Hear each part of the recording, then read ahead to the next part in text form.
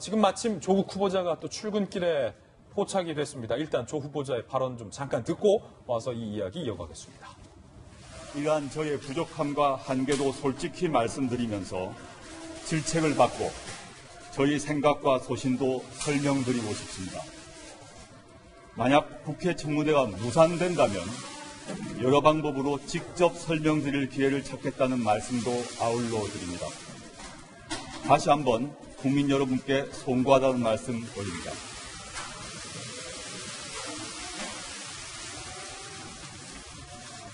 약속드린 대로 오늘은 제가 추진하고자 하는 법무검찰의 개혁 정책에 대해 말씀드리고자 합니다.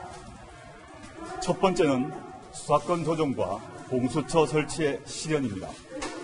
잘 아시다시피 2018년 법무부는 고위공직자 범죄수사처 설치를 찬성하고 네, 조국 후보자는 지금 검찰 개혁에 대해서 발표를 하고 있습니다. 앞서 변상욱 YTN 앵커가 비난을 했었던 그 청년의 실제 발언을 직접 한번 들어보시죠. 저는 조국 같은 아버지가 없습니다. 그래서 저는 용이 되지 못할 것 같습니다. 자기 자식들은 특권과 반칙으로 욕을 만들었습니다. 이에 대해서 지인보 인사 중에 한 명인 변상욱 YTN 앵커가 숙골이 마이크가 됐다. 번듯한 아버지가 있었다면 그러지 않았을 것이다. 라고 비난을 하자 해당 학생이 이런 입장을 발표했습니다. 변상욱 대기자, 이분은 지금 청년들의 분노를 전혀 이해하지 못하시는 것 같다. 저와 저의 가족을 조롱하고 짓밟았다. 라고 하면서 아버지는 안 계셨지만, 그러니까 이 청년이 백모 씨인데 아버지 없이 어머니들과 동생들 챙기면서 잘 산 거예요. 아버지 없이 잘 살았지만 가재, 붕어, 개구리도 밟으면 꿈틀한다는 것을 보여드리겠다라고 이야기를 했습니다. 김영주 전 의원님. 네. 잠시 후에 저희가 이제 조국을 감싸는 이른바 조국 주변의 이 운동권 인사들의 발언들을 살펴볼 텐데 그 시작이 지금 변상욱 CBS 기자 출신의 YTN 앵커인데 일단은 제 판단은 변상욱 앵커가 대단히 잘못을 했다. 더군다나 아버지 없이 자란 이 청년이 조국 후보자에 대해서 자유롭게 비판하는 것은 언론이라면 더 잘 알 언론의 자유 아니겠습니까? 네.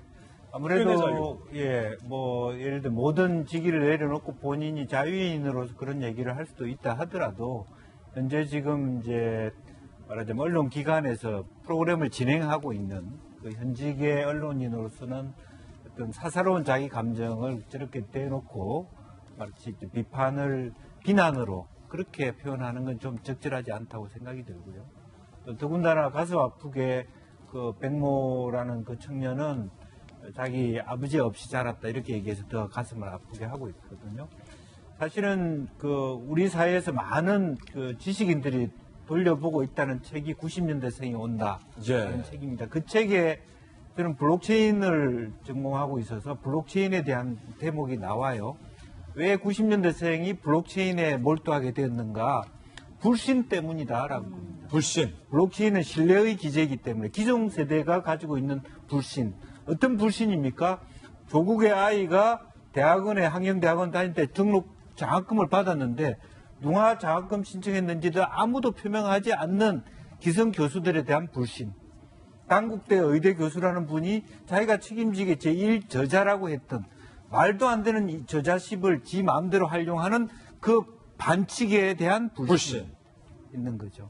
그리고 유급이 두 분이 된 애를 계속 다른 학생보다 더 많이 어려운 처지에 있다고 얘기해서 공부 못하는 아이들을 위해서 준다는 방식으로 거짓말까지 하면서 연속적으로 불공정하게 특혜를 주는.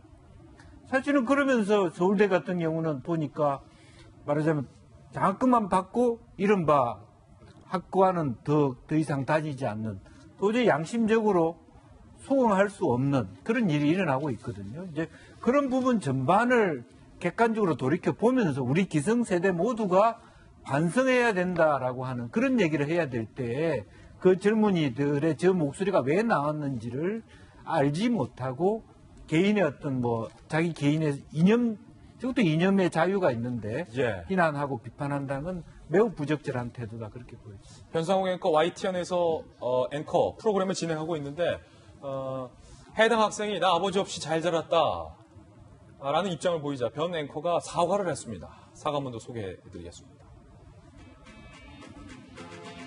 자, 제 표현에 아프게 반성을 하고 있다.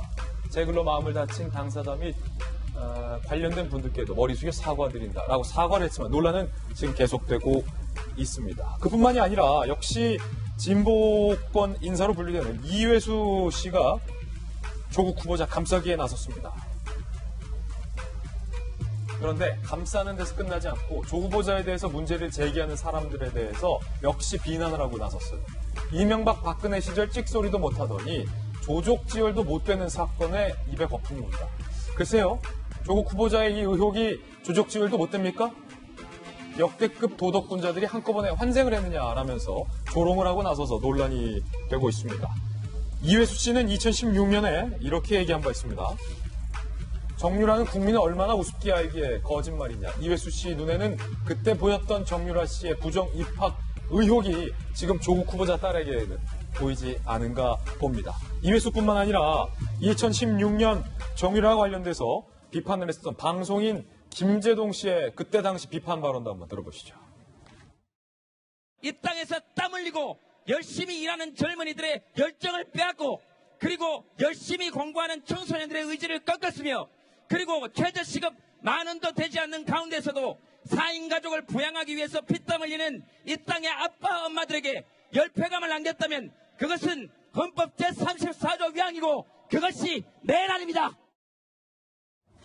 동의합니다. 김재동 씨. 이때 저 발언 동의합니다.